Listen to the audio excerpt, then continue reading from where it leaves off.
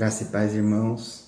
Estamos aqui para dar continuidade à nossa leitura devocional da Bíblia em ordem cronológica. E eu queria trazer uma meditação para os irmãos, dentre uma das leituras dessa semana, a última na realidade, que está em 2 Reis, capítulo 18. No começo nós lemos do 1 ao 8, eu vou ler do 1 ao começo do 7. No terceiro ano de Oséias, filho de Elá, rei de Israel, Ezequias, filho de Acás, rei de Judá, começou a reinar. Ele tinha 25 anos quando começou a reinar, e reinou 29 anos em Jerusalém. Sua mãe se chamava Abi, filha de Zacarias. Ele fez o que era correto diante do Senhor, conforme tudo o que Davi, seu antepassado, havia feito. Ele retirou os altares das colinas, quebrou as colunas e destruiu os postes ídolos. Despedaçou a serpente de bronze que Moisés havia feito, porque os israelitas lhe queimavam incenso até aquele dia, e deu-lhe o nome de Neustã.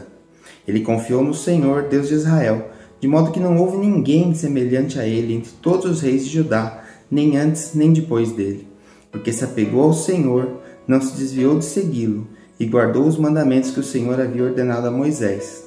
Assim o Senhor estava com ele, prosperava em tudo o que fazia. Quando nós vemos aqui esses elogios ao rei Ezequias, em especial que ninguém superou ele nem antes nem depois, a gente compara com os reis anteriores. Houve muitos reis maus, houve alguns reis bons, mas com algum porém sempre. O rei foi bom, obedeceu à vontade de Deus, fez como Davi havia feito, porém não fez isso, deixou de fazer aquilo.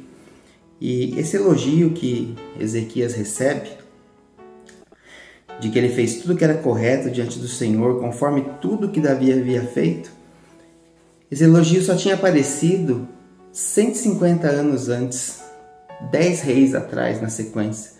Quer dizer, muito tempo.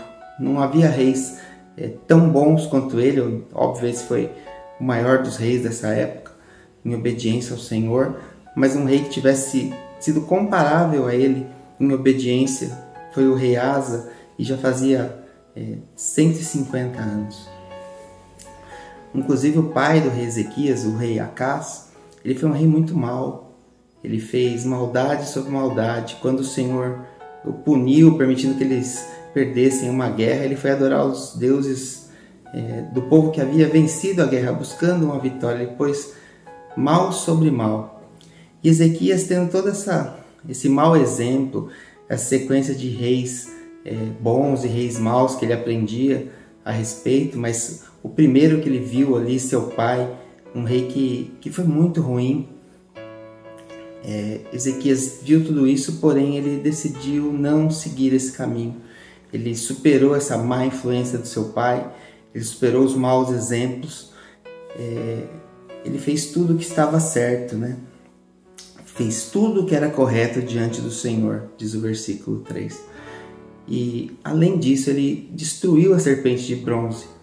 A serpente de bronze foi instrumento de bênção do Senhor num determinado momento. Ela tinha um valor histórico, ela poderia apontar para as bênçãos do Senhor, mas o povo destruiu a boa influência que ela podia exercer, distorceu o sentido e começou a adorar a serpente e não ao Senhor que tinha usado a serpente.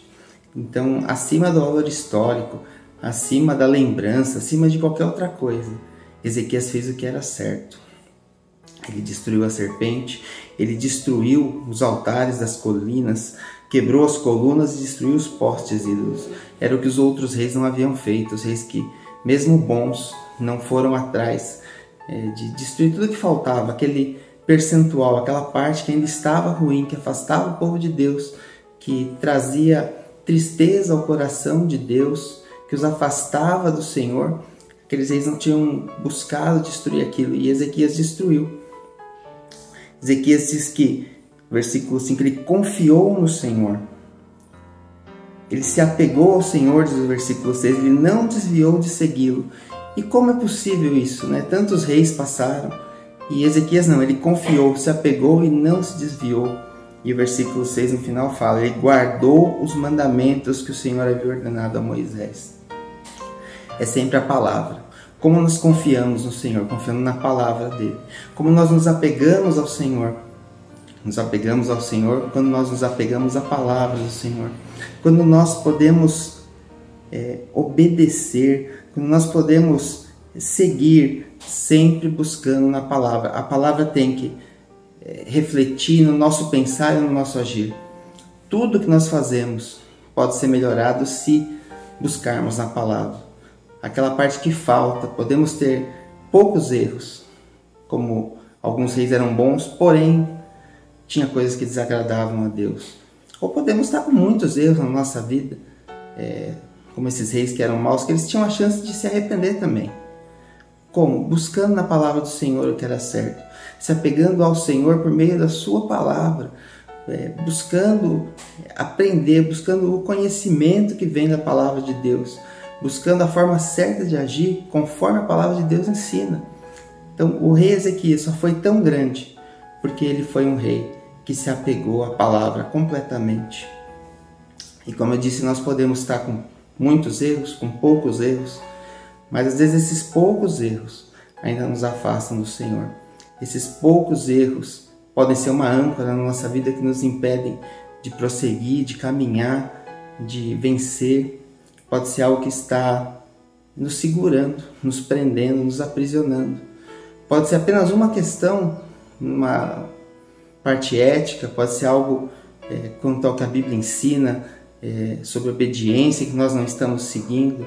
Pode ser tantas coisas, mas esses, às vezes 10%, 5% pode ser o que está atrapalhando a nossa vida, pode ser aquele mais, aquele porém que nos impede de receber como Ezequias recebeu esse elogio, que não havia ninguém semelhante a ele.